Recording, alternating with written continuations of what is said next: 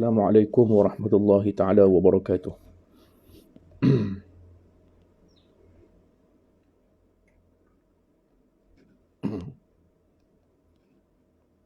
Alhamdulillah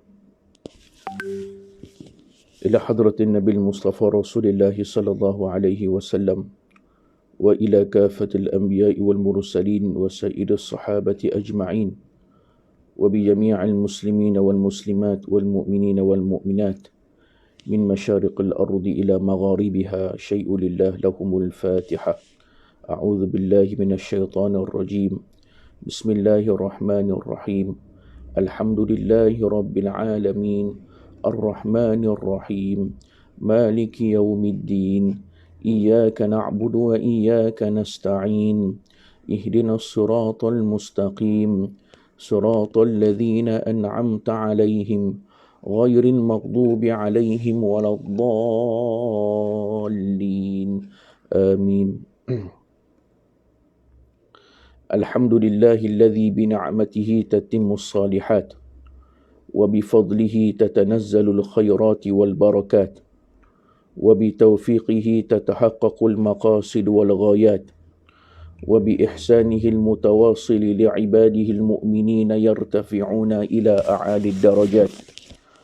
Wa usalli wa usallimu ala sayyidina Muhammadin sayyidis sadat wa qudwatil qadat wa khairi makhluqin fil ardi was samawat wa ala alihi wa ashabihi ma'adinil hikmati wa amnil ummati wa mafatihil barakat wa tabi'ihim bi ihsanin ila yaumil miqat. Allahumma akhrijna min dhulumatil wahm wa akrimna bi nuril fahm waftah alaina bi ma'rifatil ilm wa sahil akhlaqana bil hilm waj'alna mimman yastami'una al-qawla fayattabi'una ahsana. Rabbi yassir wa a'in ya karim waftah bil haqqi wa antal fatahul alim. Subhanaka la ilma lana illa ma 'allamtana innaka antal alimul hakim. Wala hawla wala quwwata illa billahil aliyyil azim. Amin thumma amma ba'd. Hadirin sidang pendengar yang dirahmati Allah Subhanahu wa taala sekalian. Alhamdulillah, kita bersyukur pada Allah Subhanahu wa taala pada pagi ini, pada hari Sabtu. Pada hari Sabtu 10 hari bulan 7 kita bertemu di penghujung, tak silap saya pada hari ini penghujung bulan Zulqa'dah. Sebelum kita masuk pada beberapa hari lagi, bukan beberapa hari, dalam sehari dua lagi lah, esok lusa kita akan masuk ke bulan Zulhijjah, iaitu bulan yang dipanggil sebagai bulan-bulan haram. Dalam Islam ni bulan haram ni ada empat bulan haram yang disebut oleh Allah Ta'ala dalam Quran. Allah Ta'ala sebut dalam Quran, inna iddatash syuhuri indallahi 12 syahra fi kitabillah yawma khalaqas samawati wal ard minha arba'atun hurum. Kata Allah Subhanahu wa taala, firman Allah, sesungguhnya bilangan inna iddatash syuhur, bilangan bulan di sisi Allah Subhanahu wa taala itu semuanya ada 12 bulan. Indallah 12 syahran fi kitabillah. Kitabillah di sini maksudnya di dalam ketentuan dan juga takdir Allah Subhanahu wa taala, ketetapan Allah. Jadi dah ada tetap dah setahun 12 bulan. Lalu Allah Taala kata minha arba'atun hurum, di antara 12 bulan tersebut terdapatnya 4 bulan yang dipanggil sebagai bulan haram. 4 bulan yang dipanggil sebagai bulan haram ini, yang pertama bulan 3 bulan yang berturut-turut.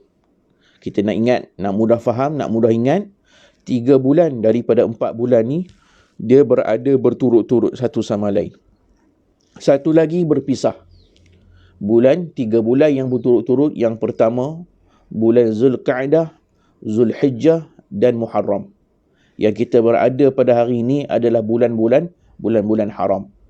Zulqa'dah, Zulhijjah, Muharram. Baik, satu lagi iaitu bulan yang terpisah jauh daripada 3 bulan ini, yang juga bulan haram, iaitu bulan Rejab. Jadi ada 4 bulan yang dipanggil sebagai bulan haram. Kenapa dipanggil bulan haram?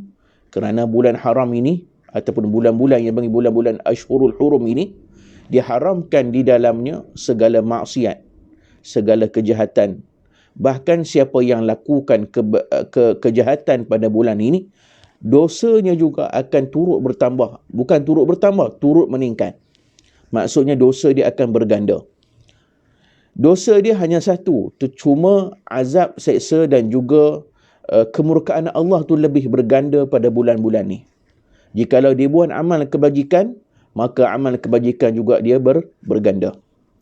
Moga-moga kita pada bulan-bulan haram ini, tuan-tuan muslimin dan muslimat, dapat kita tingkatkan amalan. Jangan sekali kita buat dosa pada Allah Subhanahu Wa Taala. Dan kita pada hari ini, kita melihat satu suasana yang kita anggap menyedihkan. Sangat-sangat menyedihkan dalam beberapa tahun kebelakangan ini. Sejak daripada PKP tahun lepas sampailah pada tahun ini, kita masih lagi berada di rumah, terkurung di rumah dan sebagainya. Maka satu perkara yang kita sedih apa dia? Iaitu jenayah membunuh diri.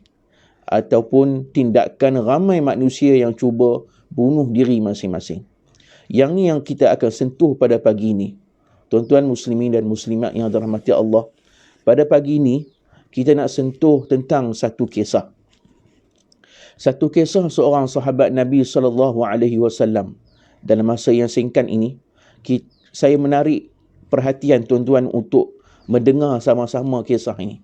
Dan saya minta tuan-tuan share dan juga kongsikan pada yang lain. Kisah seorang sahabat Nabi SAW yang kita akan kisahkan pada pagi ini, iaitu yang bernama Khubayb ibni Adi al-Ansari.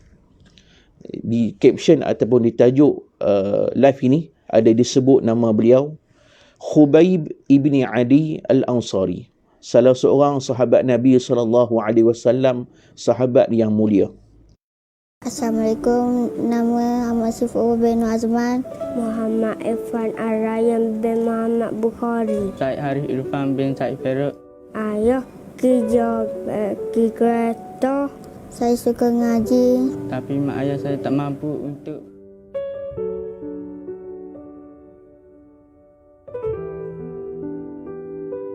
Bismillahirrahmanirrahim. Assalamualaikum warahmatullahi ta'ala wabarakatuh. Saya Nur Syahid bin Azman, wakil daripada Pusat Al-Quran dan Tahfiz An-Nasir, ingin meminta sumbangan daripada tuan-tuan dan puan-puan untuk pihak kami membeli sebidang tanah di tepi rumah ni untuk kami membina bangunan 3 tingkat untuk membantu menyiapkan pusat tahfiz ini, yang mana pusat tahfiz ini akan diduduki oleh anak-anak asnaf yang mana keluarga mereka ataupun ibu-ibu ayah yang mereka tidak mampu untuk menghantar mereka ni untuk mengaji di pusat-pusat yang berbayar.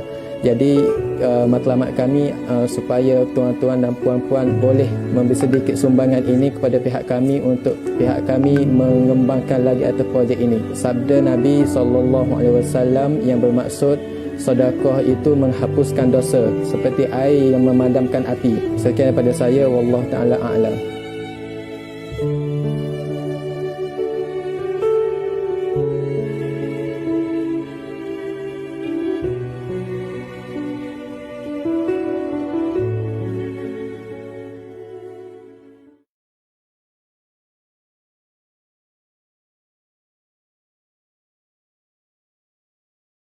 Dan Nabi SAW bersabda dalam satu hadis, rawatilah penyakit kalian dengan berinfak. Mudah-mudahan. Bismillahirrahmanirrahim. Assalamualaikum warahmatullahi wabarakatuh. Nama saya Ustaz Fendi bin Hashim sebagai mudir Madrasah Syahadah Tahfiz Al-Hidayah Kampus Siraman. Setakat ini Alhamdulillah pelajar kita ada 20 orang pelajar yang datang daripada segenap negeri lah. Dan pelajar-pelajar kita ini bukanlah terdiri daripada mereka yang berada lah. Dan ada di kalangan pelajar kita ada anak yatim dan keluarga asnaf lah. Buat masa sekarang ni antara kekurangan kita ialah asrama lah. Sebab itulah pelajar kita 20 orang pelajar sahaja kerana kekangan asrama kita yang sangat-sangat terhad. Buat masa kini kita terpaksa menyewa rumah yang berdekatan untuk menampung pelajar tersebut. Untuk kos perbelanjaan sebulan ni, kos yang agak tinggi jugalah sebab kita buat tuition SPM. Jadi kos keseluruhannya dalam 21,000 lah, itu termasuk makan pelajar yang hampir 6,000 sebulan, kemudian untuk bayaran api, air dan bil-bil yang lain hampir 2,000 juga. Sebab asrama pelajar walaupun kecil ini kita ada aircon sebab kita nak memberikan keselesaan dan kesempurnaan pada pelajar-pelajar lah. Yang pertama sekali, hasrat kita ingin membangunkan penempatan asrama baru yang dianggarkan makan kos lebih kurang dalam 500,000 lah. Jadi hasrat saya, mudah-mudahan hasrat itu tercapai.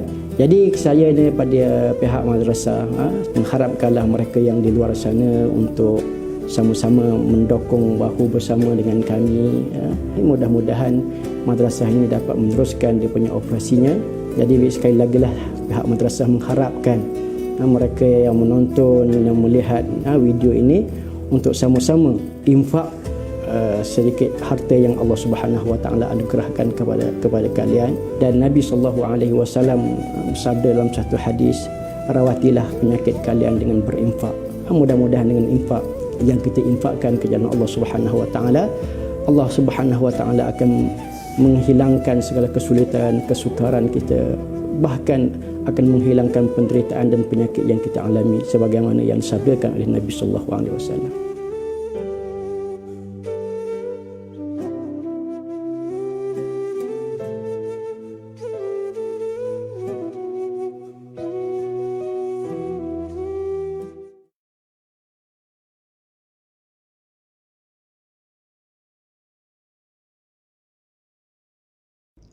Beliau ni digelar dengan gelaran Bali'ul Ard.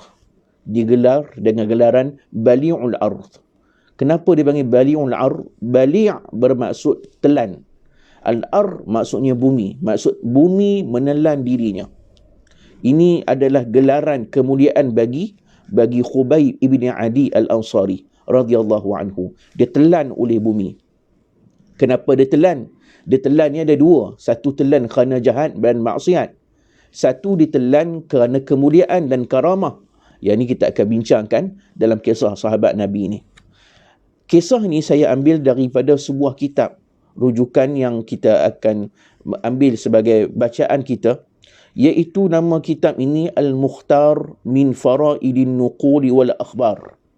Iaitu pilihan-pilihan kisah yang dipilih daripada segala yang diriwayatkan daripada kisah-kisah yang menarik dan juga khabar dan cerita-cerita yang menarik perhatian. Baik, kitab ini dikarang oleh Syekh Al-Allamah Al-Muhaddith Muhammad Awamah, salah seorang ulama daripada Syria yang sekarang menetap di Madinah Al-Munawwarah. Dan kalau tak silap saya, sekarang dia berada di Turki. Baik, tuan-tuan muslimin dan muslimat, kitab ini disusun beberapa kisah-kisah yang mana kisah ni dipetik secara rawak. Maksudnya dipilih tidak diletakkan orang kata tujuan matlamat tajuk, cuma dipilih daripada pelbagai kitab. Daripada kisah Al-Qurannya, hadis Nabinya, kitab-kitab tarajim ulama'nya, banyaklah kisah ni dimasukkan dalam ni. Jadi salah satu kisah yang dikisahkan oleh pengarang kitab ini, iaitu kisah seorang sahabat Nabi, iaitu namanya Khubayb bin Adi Al-Ansari. Khubayb bin Adi ni Al-Ansari, kita boleh tahu di penghujungnya disebut dengan Al-Ansar.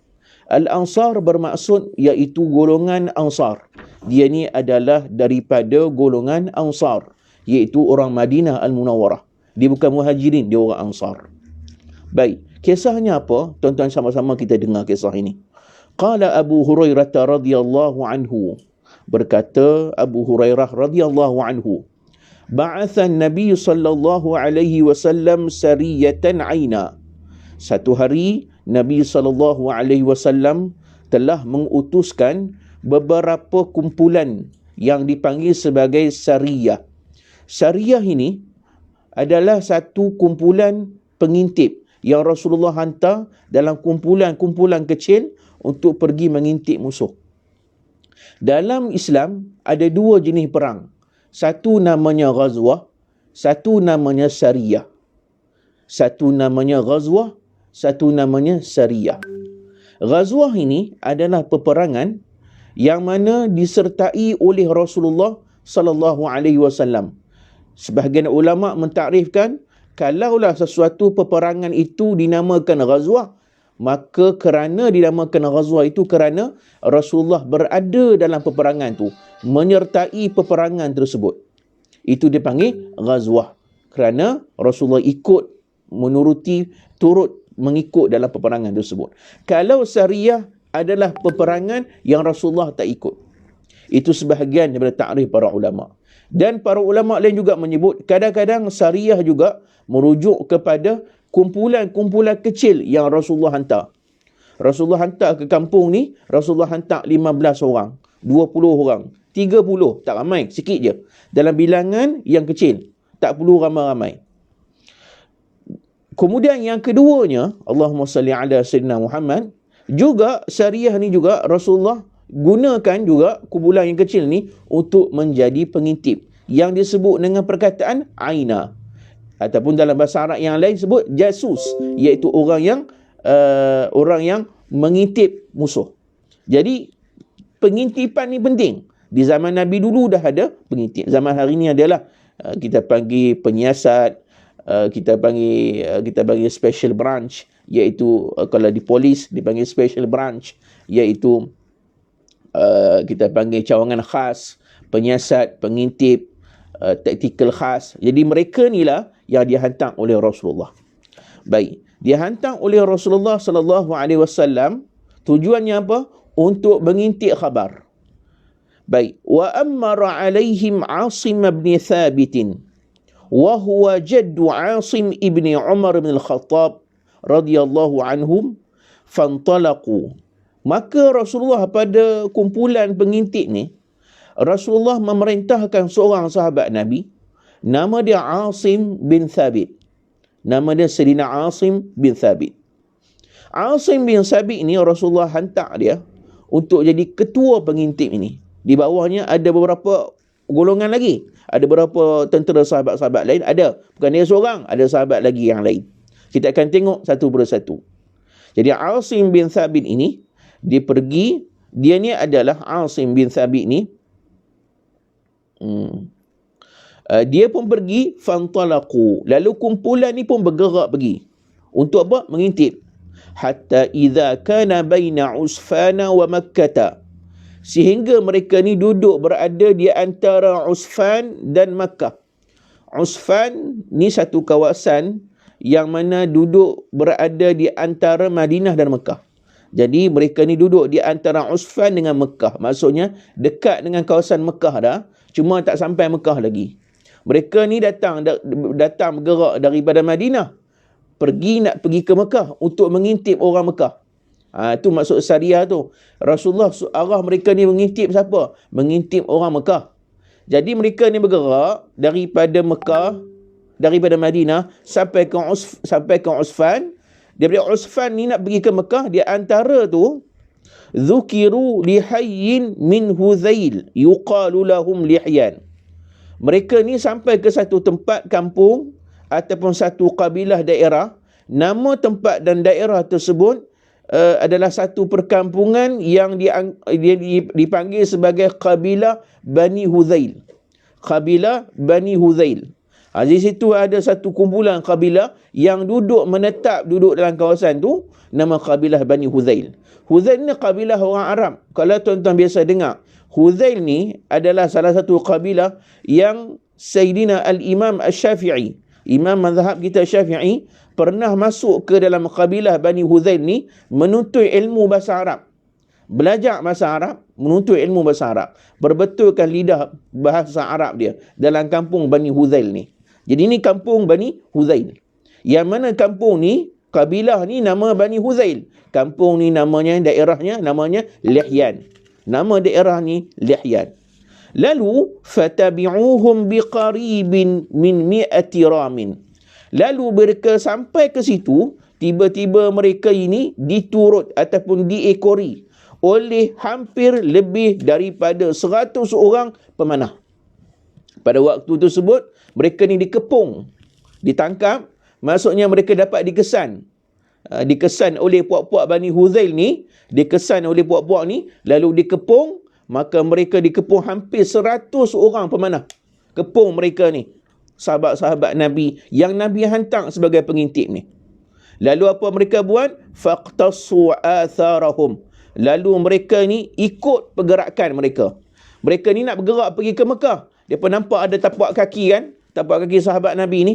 Dia kata, siapa punya tapak kaki ni? Orang Arab, mereka ni pakar dalam bab mencari tapak kaki.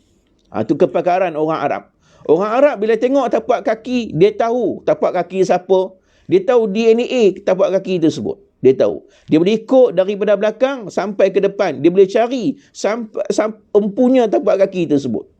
Oleh sebab itu bahaya mereka ni orang Arab ni ada kepakaran. Itu sebab mereka tak pernah sesat duduk di padang pasir.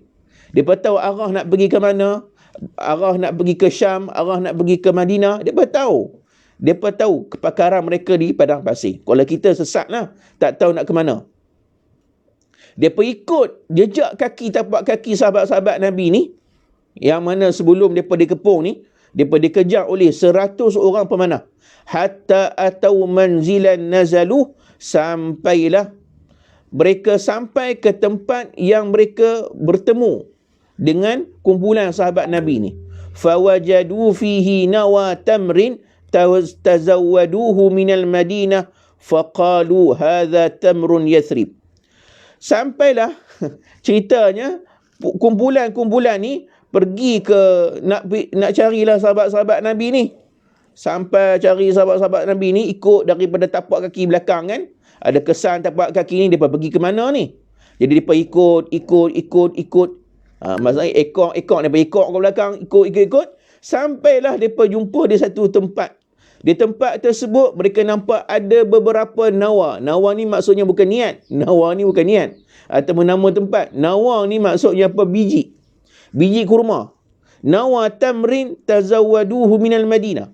Sahabat-sahabat Nabi ni, dia duduk kat situ. Mereka tinggal, mereka rehat kejap kat situ. Sambil-sambil rehat tu makanlah tamar. Sahabat Nabi yang Nabi hantar ni. Beberapa orang sahabat Nabi yang Nabi hantar untuk jadi pengintip ni. Makan kat situ. Kumpulan Bani Huzail ni sampai, tengok-tengok ada bekas. Ada tinggalkan bekas biji-biji tamar. Duduk di atas pasir. Jadi mereka tengok biji tamar tu, mereka dah tahu dah. Dia kata, ini tamar ni daripada Madinah. Tazawwadu minal Madinah. Hadha tamrun Yathrib. Mereka ni semua, orang-orang Arab ni, orang-orang Bani Huzail di kafir ni, mereka tengok tamar tu, biji mereka dah tahu dah. Biji ni, dia kata biji ni bukan tamar biasa, bukan tamar Mekah. Ini tamar Madinah Yathrib. Kita ada kepakaran tak? Kita pun tak tahu kan. Macam mana beza biji kurma Madinah dengan biji kurma kawasan lain, daerah lain. Tapi mereka boleh tahu, boleh bau, boleh hidu. Ini tamar Yathrib. Yathrib ni nama asal sebelum Madinah. Yathrib ni nama asal sebelum Madinah. Kemudian dia nama asal. Kemudian sebelum Nabi hijrah, kemudian Nabi tegah Nabi daripada untuk menyebut Yathrib. Yathrib ni Nabi tegah dan Nabi tegah untuk menyebut perkataan tu. Sebab sampai hari ni kita tak sebut Yathrib. Aku pergi ke Yathrib tak, kita sebut Madinah Al-Munawwarah. Nabi namakan Madinah dan Nabi tegah untuk menyebut dengan Yathrib sebab Yathrib dia ada makna yang tidak elok. Ada makna yang tidak elok, makna celaka, makna sial, itu maksud Yathrib. Baik, lalu mereka kata ini tamar Yathrib ni. Jadi kita rasa ini mereka kumpulan mereka ni mesti sahabat Nabi. Mereka datang nak mengintip orang-orang Mekah. Kaum Bani Huzail ni adalah orang yang rapat dengan orang Mekah. Mereka ni kabilah yang rapat dengan orang Mekah. Tak apalah, kita baca lagi. Fatabi'u atharahum hatta lahiquhum. Lalu mereka ni ikut kesan tapak kaki tu sampailah mereka dapat berjumpa. Orang kata dapatlah berjumpa dengan kumpulan-kumpulan ni. Falamman taha Asimun wa ashabuhu laja'u ila fadfadin. Sampailah mereka ni, Asim dan sahabat-sahabat dia, sahabat Nabi ni, sampai ke satu tempat, mereka pergi ke Fadfad. Fadfad ni satu tempat yang bumi yang tinggi sikit, dekat Mekah. Depa sampai kat situ, waja'al qaumu fa ahatu bihim. Sampai kat Fat ni, maka kaum Bani Huzaim ni pakat kepung keliling. Kepung ni bah. Dapat tangkap. Dapat tangkap kat mana? Depa ikut belakang sahabat-sahabat Nabi ni, dapat tangkap di kawasan namanya Fad. Waja'al qaum faqalu, maka mereka ini berkata, lakumul ahdu wal mithaq in nazaltum ilaina alla naqtula minkum rajula. Puak-puak kafir ni kata dekat pengintik-pengintik Rasulullah ni lah. Dia kata kat pengintik-pengintik Rasulullah. Dia berkata apa? Lakumul ahdu wal mithaq. Bagi kamu perjanjian dan ikatan perjanjian yang kuat. Maksud dia apa? Sekarang ni aku nak ambil perjanjian pada kamu. Iaitu in nazaltum ilaina, kalau kamu turun datang ke tempat kami ni, kami tidak akan bunuh kamu seorang pun daripada kamu lelaki. Faqala Asim, amma ana fala unzilu fi zimmati kafirin. Allahumma akhbir anna nabiyyak. Ceritanya apa? Dia kata macam ni, orang kafir ni kata, sekarang ni kamu kena buat perjanjian dengan kami. Kalau kamu tak nak dibunuh, kamu kena ikut jejak langkah kami. Apa maksud dia? Maksud dia adalah kamu kena ikut kami, ikut agama kami. Buat perjanjian dengan kami, jangan ikut Muhammad. Kalau kamu ingkar, kami akan bunuh kamu semua. Kalau kamu ikut kami, insya-Allah kami tak bunuh. Macam itulah ayat dia. Kami takkan bunuh seorang pun daripada kamu kalau kamu berikan perjanjian kamu berpakat dengan kami. Itu je. Mereka ni orang kata depa takkan bunuh kita. Depa bunuh kita kerana benci pada kita, pada Islamnya. Itu sebab Allah Taala sebut dalam Quran, walan tarda ankal yahudu walan nasara hatta tattabi'a millatahum. Mereka ini Yahudi dan Nasrani tidak akan redha kepada kamu, takkan suka kepada kamu sampai kamu menurut kehendak mereka. Kita kena ikut kehendak mereka, barulah mereka ikut taat pada kita. Bayangkan, faqala Asim, Asim kata, kami tidak akan berada di bawah tanggungan orang-orang kafir. Kami tak rela duduk di bawah orang-orang kafir ni. Aku tak rela kawan-kawan aku ni duduk di bawah pemerintahan kamu. Maka pada waktu dia kata, ya Allah, akhbir anna nabiyyak. Ya Allah, engkau khabarkanlah daripada kami tentang Nabi kamu. Maksudnya apa? Khabarkan tentang kami kepada Nabi kamu. Faqataluhum hatta qatalu Asiman fi 7 nafarin bin nabli. Iaitu dalam ceritanya, last kali mereka enggan, tak mau, mereka berperang. 100, bayangkan tuan-tuan, 100 lawan hampir lebih kurang 10 orang.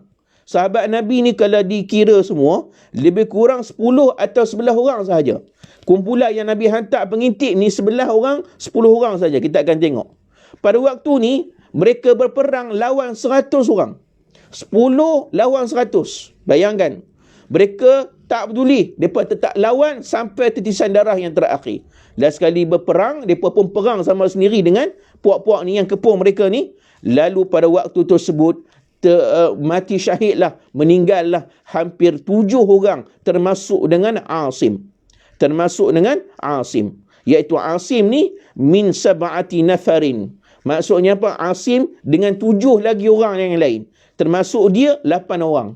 8 orang ni terbunuh dalam peperangan ni. Mereka lawan hingga titisan darah yang terakhir. Kerana Asim dia takkan ikut. Dia kata, aku takkan ikut jejak langkah kamu. Bin Nabli, iaitu mereka ni meninggal kerana apa? Kerana dipanah. Ya, 100 orang pemanah. Bayangkan 100 orang pemanah lawan dengan mereka ni 10 orang. Memang orang kata patah riuk. Semuanya meninggal. Wabaqiya, tapi ada lagi 3 orang lagi masih lagi hidup. Mereka ni ditangkap dan masih lagi hidup. Siapa dia? Wabaqiya Khubaibun wa Zaidun wa rajulun akhar. Iaitu 3 orang sahabat Nabi. Pertama Khubaib bin Adi yang kita ambil yang kita nak kisahkan hari ni. Zaid ni bukan Zaid orang lain lah. Ni Zaid orang lain, bukan Zaid bin Harisah. Yang ketiga Abdullah bin Tariq. Ada 3 orang. Khubaib, Zaid, Abdullah bin Tariq. Ada 3 orang. Tinggal mereka 3 orang je. Daripada 11 tadi tinggal 3. Fa'a'tauhumul ahda wal mithaq. Maka waktu tersebut mereka diberikan perjanjian dan juga dia maksudnya dijaga dan diikatlah. Dijaga dan diikat. Falamma a'tauhumul ahda wal mithaq nazalu ilaihim falamma istamkanu minhum hallu awtara qisiyihim farabatuhum biha. Mereka ni pada awalnya depa tak apa, depa kata 3 orang ni kata okeylah kami serah diri pada kamu. Depa tak nak serah diri. Tadi Asim tadi kata tak nak serah diri, last sekali meninggal. Yang 3 ni kata tak apa kami serah diri, tangkaplah kami. Bila tangkap, last sekali mereka ini mereka tarik halu autara qisihim. Mereka nak serah, bila nak serah diri, maka mereka lepaskan mereka punya tali panah tadi. Masa kan dia kepung dengan tali panah, tarik panah tadi nak lepas. Tapi bila 3 orang ni, Khubaib, Zaid dan Abdullah bin Tariq ni, bila mereka Allahumma salli ala Muhammad, bila nampak sahabat ni tinggal 8 orang, tinggal 3 orang saja, semua dah meninggal kena panah, mereka pun kata kami serah diri. Pada waktu tu mereka ni turun ikat 3 orang sahabat Nabi ni. Faqala ar-rajulu tsalits allazi ma'ahuma. Lelaki yang ketiga yang bersama dengan 2 orang lagi tu, dia kata apa? Hadza awwalul ghadri. Ini adalah perkara pertama yang mereka bohong, yang mereka tipu kita. Apa maksud dia? Mereka ni kata, kalau kamu serah diri, kami tak bunuh kamu. Tak. Tiba-tiba Asim kata kami tak nak serah diri, last sekali kena bunuh. Kami tak nak serah diri, last sekali kena bunuh. 8 orang meninggal. 3 orang ni kata tak apalah, kalau macam tu kami serah diri. Bila serah diri pula, mereka ikat. Bila ikat, tak puas hatilah. Mana tak puas hatinya? Tadi kata tak nak bunuh kami, tiba-tiba hari ni kena ikat pula dah. Ini yang dia kata, ini pengkhianatan yang pertama yang mereka buat. Maksud mereka janji tak nak bunuh, last sekali mereka buat, mereka ikat kita. Fa'aba an yashabahum. Dia tak mau ikut mereka ni semua. Yang sahabat yang nombor 3, siapa dia? Abdullah bin Tariq ni. Abdullah bin Tariq, dia tak mau ikut mereka ni. Fajarraruhu wa alajuhu ala an yashabahum fala yaf'al faqataluh. Mereka heret dia, mereka ikat dia, maka dia tak nak juga ikut. Last sekali mereka tak boleh nak buat apa, mereka bunuh Abdullah bin Tariq. Tinggal 2 orang saja. 3 tadi, tinggal 2. Abdullah bin Tariq tak mau ikut, diikat, orang kata dibuat lembik badan, last sekali orang bunuh dia. Puak-puak ni bunuh dia. Tinggal 2 orang saja yang hidup, Khubaib dan Zaid. Wantalaqu bi Khubaib wa Zaid hatta ba'uhuma bi Makkah. Punya teruk puak-puak ni, dia buat perkhianatan. Depa tangkap Khubaib dan Zaid ni, 2 orang tinggal. Yang tadi 9 orang mati dah. 8 orang mati awal-awal tadi masa perang. Yang kedua pula diheret tak mau ikut, dibunuh juga, iaitu Abdullah bin Tariq. Tinggal 2 orang. 2 orang ni, Khubaib bin Zaid ni, dibawa pergi ke Mekah, dia jual dekat Mekah. Dia lelong jual dekat Mekah. Ya Rabbi ya Karim. Fashtara Khubaiban banul Harith ibni Amir ibni Naufal. Maka Khubaib ni dijual di Mekah, lalu dibeli oleh siapa? Dia beli oleh satu kabilah, iaitu anak-anak Haris bin Amir. Haris bin Amir ni adalah salah seorang, disebut ni, dia kata, wa kana Khubaibun huwa qatala al-Harith bin Amir yawm Badr. Mereka ni bawa Khubaib ni pergi ke Mekah. Sampai dekat Mekah dia jual. Masa jual tu, orang pertama yang beli, yang nak beli sangat Khubaib ni siapa? Ini paling berharga sekali. Dia nak sangat Khubaib, dia sanggup beli. Iaitu anak-anak Haris. Anak-anak Haris ni maksud keluarga Haris. Haris bin Amir. Haris bin Amir ni salah seorang kufar Quraisy, orang kafir Quraisy, yang mana telah dibunuh oleh Khubaib dalam peperangan Badar. Perang Badar 313 orang tu, salah seorang sahabat Nabi yang pergi perang 313, Khubaib bin Adi ni. Khubaib bin Adi ni min ahli Badr. Dia antara tentera-tentera ahli Badar. 313 orang. Jangan main-main tuan-tuan. Orang yang ahli Badar, Nabi kata, la'allallaha ittala'a alaihim if'alu ma syi'tum faqad ghafartu lakum. Dalam hadis sebut bahawa Allahumma salli ala sayyidina Muhammad. Nabi kata apa? Moga-moga ataupun Allah Ta'ala telah melihat, memandang orang ahli Badar. Allah Ta'ala kata pada ahli Badar, if'alu ma syi'tum. Buatlah apa yang kamu hendak. Buatlah apa yang kamu mahu. Faqad ghafartu lakum. Aku telah ampunkan dosa kamu semua. Ni orang ahli Badar, mereka ni diampunkan dosa dulu, kini dan akan datang. Sampai bila-bila diampunkan dosa. Ini Khubayb bin Adi. Sampai Khubayb bin Adi ni, dia pergi perang Badar. Dia bunuh siapa? Dia bunuh namanya Haris bin Amir ni. Haris bin Amir dibunuh oleh Khubayb. Dibunuh sampai mati. Dalam perang Badar. Jadi puak-puak anak-anak ni, anak-anak Haris bin Amir ni, mereka ni semua nak balas dendam lah. Balas dendam untuk pak mereka. Dulu pak mereka kena bunuh, kan? Pak mereka kena bunuh. Sekarang ni, Khubayb ni ditangkap oleh puak Bani Huzail ni. Dia jual di Mekah. Dia kata, ni peluang. Dia kata, oh, Khubayb ni lah yang bunuh puak kami. Tak apa, kami beli. Kami beli, dia kata. Tak apalah, last kali beli keluarga ni. Maka duduk dengan keluarga ni simpan dia, jaga dia dalam bentuk dipenjarakan, asiran, diikat, dikurung dalam bilik. Bukan dibunuh, dikurung. Maksud nak seksa dia, nak bagi dia rasa seksa, padan muka. Kamulah yang dulu yang pernah bunuh ayah kami.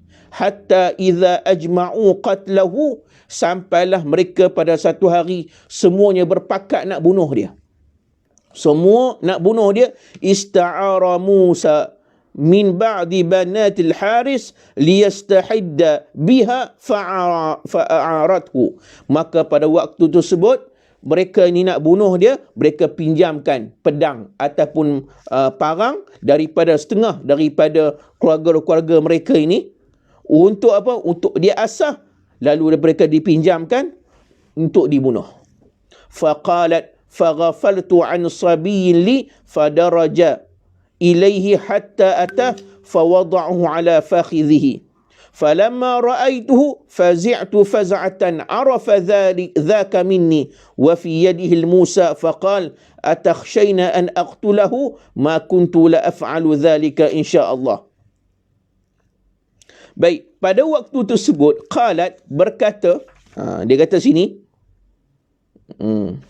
pada waktu tersebut qalat, berkata setengah daripada anak-anak Harith. Anak-anak Harith ni yang anak-anak perempuan dia. Anak-anak perempuan Harith ni, Harith yang dibunuh oleh Khubayb ni. Jadi anak-anak dia ni, anak perempuan dia, faghafaltu an sabiyyin li fadaraja ilaihi hatta atah fawada'ahu ala fakhidhi falamma ra'aituhu fazi'tu faz'atan arafa dhaka minni wa fi yadihi al-Musa faqal atakhshayna an aqtulahu ma kuntu la af'ala dhalika insyaallah. Pada waktu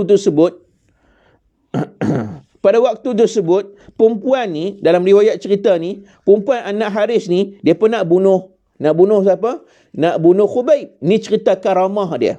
Ni kita masuk pada cerita karamah Khubayb. Dia pun nak Khubayb ni, Allah SWT Muhammad, dia pun nak bunuh Khubayb. Dia pun pinjam pisau tu tumpul. Pisau tu tumpul waktu tu nak asah. Bila asah, last kali seorang daripada anak hari perempuan ni, baby dia tengah duk menangis. Tinggalkan pisau dekat tempat tu. Kat tempat tu nak bunuh si Khubayb ni. Faghafaltu an sabiyyin, aku terlupa yang anak aku ni. Fadaraja ilaihi hatta atah fawada'ahu ala fakhidhi. Kemudian sampailah aku pergi jumpa anak aku ni, aku pergi cari anak baby aku ni, aku letak atas paha. Letakkan anak dia atas paha, jaga. Tinggalkan pisau ni yang tengah asah tadi. Pisau nak bunuh si Khubayb. Falamma ra'aituhu fazi'tu faz'atan arafa dhaka minni wa fi yadihi al-Musa. Kemudian bila aku tengok Khubayb bin Adi, aku tengok kat tangan dia tu, kat tangan Khubayb bin Adi tu ada pisau. Pisau yang dia asah tadi dipegang oleh Khubayb bin Adi. Nampak tak? Khubayb bin Adi. Waktu tu Khubayb bin Adi kata, atakhshayna an aqtulahu ma kuntu la af'ala dzaka insyaallah taala. Waktu tu dia takut kat anak dia. Waktu tu bukan takut kat diri dia. Yalah, ibu ni kan, bila dia kena ikat, di tangan dia ada pisau, dia takut nak bunuh anak dia. Biasalah ibu kalau pegang anak, dia takutkan anak dia lagi pada diri dia. Maka Khubayb kata, kamu takut ke aku nak bunuh anak kamu? Jangan risau, aku tak buat. InsyaAllah aku tak buat, kata dia. Khubayb bin Adi ni. Wa kanat taqul, anak-anak Harith ni kata, ma ra'aitu asiran qat khairan min Khubayb. Dia kata, waktu kami jaga Khubayb ni, kami tak pernah tengok orang yang lebih baik daripada Khubayb. Kami jaga Khubayb ni, baik sungguhlah Khubayb ni. Masa jagaan kami ni. Ini kelebihan beliau. Dia kata anak-anak Harith ni, yang tangkap dia, yang kurung dia dalam bilik, dia kata, laqad ra'aituhu ya'kulu min qitfi 'inabin wa ma bi Makkah yawma idzin thamarah. Masya-Allah.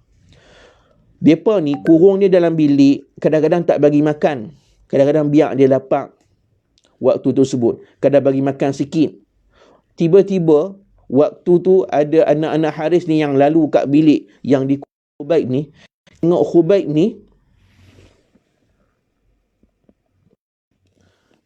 bila okey, baik, minta maaf lah ada gangguan sikit.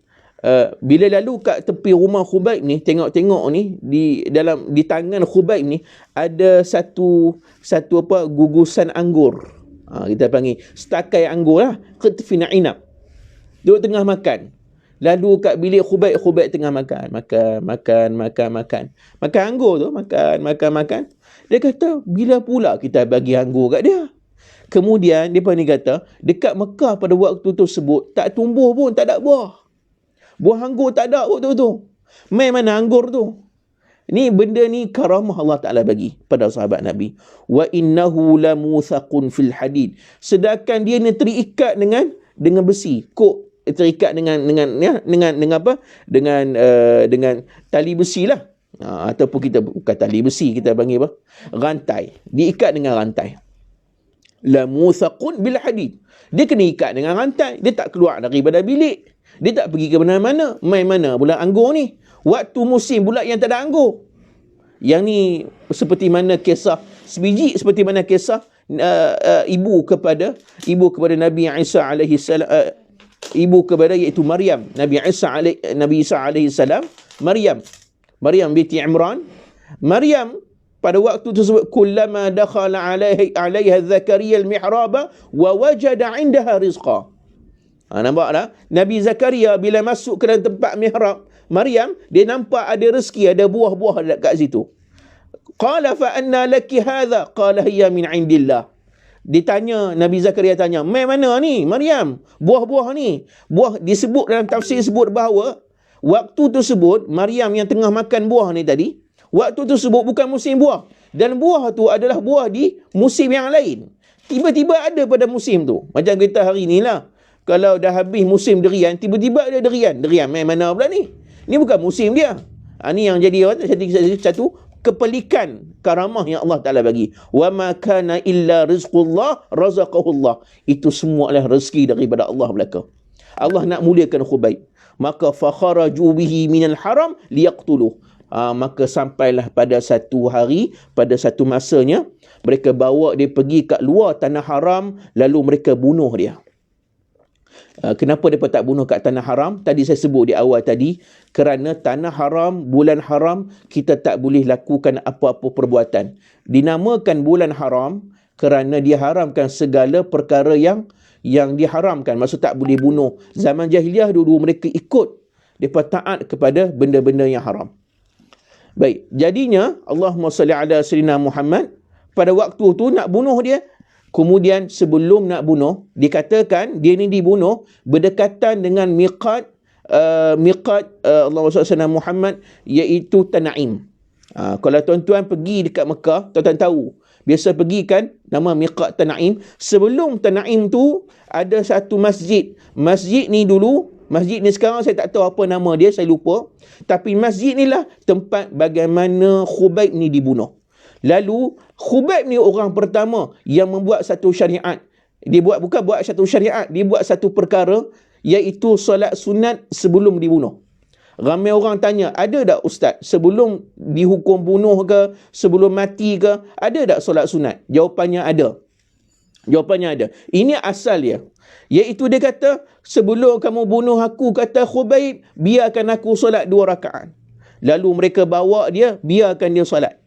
Bila dia solat, pada waktu tersebut, fakana awwala man sanna rak'ataini 'inda al-qatl huwa. Dia orang pertama yang melakukan solat 2 rakaat sebelum dibunuh.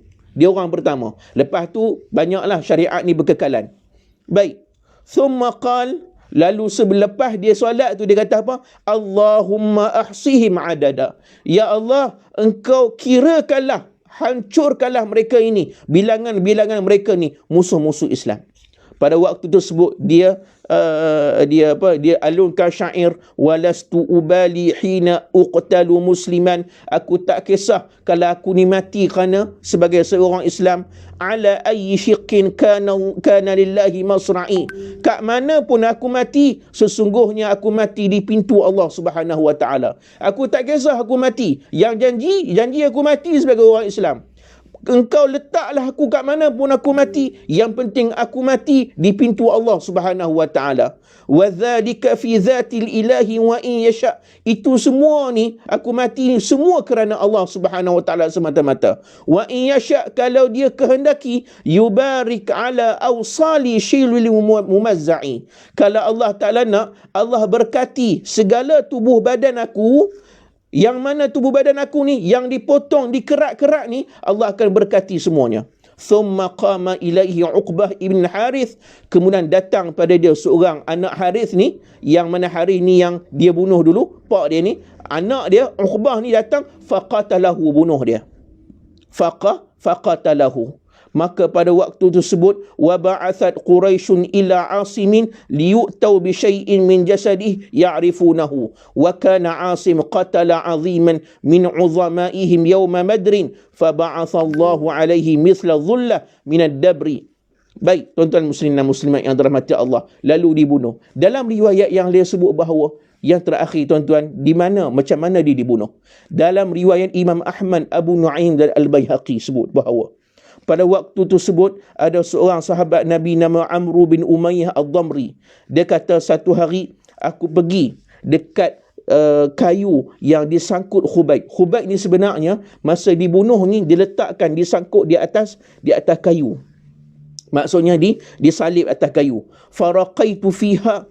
Maka pada waktu tu aku duduk di belakang tempat yang tersembunyi, aku tengok kok ada orang tengok aku. Aku nak tengok macam mana dia buat, macam mana dia bunuh dia. Waktu tu ada orang yang saksikan bagaimana pembunuhan Khubayb. Fa atlaqathu fa waqa'a bil ard. Lalu bila dibunuh, ditikam, lalu mereka lepaskan tali tu. Masa lepaskan tali tu, dia jatuh di atas bumi. Bila jatuh, thumma iqtahamtu fantabadhtu ghaira ba'id thumma iltafattu falam ara Khubayban. Dia kata apa? Pada waktu tersebut bila jatuh ke lantai, tiba-tiba ditelan oleh bumi. Disebut dalam riwayat bahawa itu sebab nama ni digelar dengan Bali'ul Ar, kerana Khubayb ni bila jatuh, dilepaskan tali, masa jatuh lepas dibunuh tu, jatuh ke lantai, dia telan oleh bumi. Masa dia telan tersebut, aku tengok tak ada dah Khubayb tak ada dah. Faka'annama ibtala'athu al-ard. Seolah-olah aku rasa dia ni ditelan oleh bumi. Falam yura li Khubaybin rimmatan hatta sa'ah. Waktu tu mereka tengok balik, kot ada jasad, tulang, badan Khubayb, tak jumpa dah. Tak ada kesan badan-badan jasad Khubayb, hilang terus. Mereka cari, puak-puak kafir ni cari mana badan Khubayb, semua dilesapkan oleh Allah, ditelan oleh bumi. Tuan-tuan muslimin dan muslimat, dalam riwayat ni sebut, kata Imam As-Sayuti kata, dia kata, apa yang terjadi pada jasad Khubayb? Kata Imam As-Sayuti, ada dua kemungkinan. Pertama, imma bi raf'in ila sama' wa huwa zahir. Kemungkinan dia diangkat ke langit. Boleh jadi. Itu zahir. Yang kedua, au bidafnin fil ard. Ataupun malaikat tarik dia, tenggelamkan ke dalam bumi, lalu letakkan di bawah bumi. Maksudnya malaikat tolong sorokkan dia. Kan tadi disebut, ya Allah, kalaulah aku ni dibunuh sehingga dikerak-kerakkan badan aku, moga-moga setiap tubuh badan aku ni diberkati oleh kamu. Betul-betul lah dia, rupanya betul-betul dia berkati. Last sekali dia telan oleh bumi, dibawa oleh para malaikat. Inilah karamah yang Allah Ta'ala bagi kepada beliau. Inilah tuan-tuan muslimin dan muslimat yang dirahmati Allah. Apa pengajaran yang kita boleh ambil?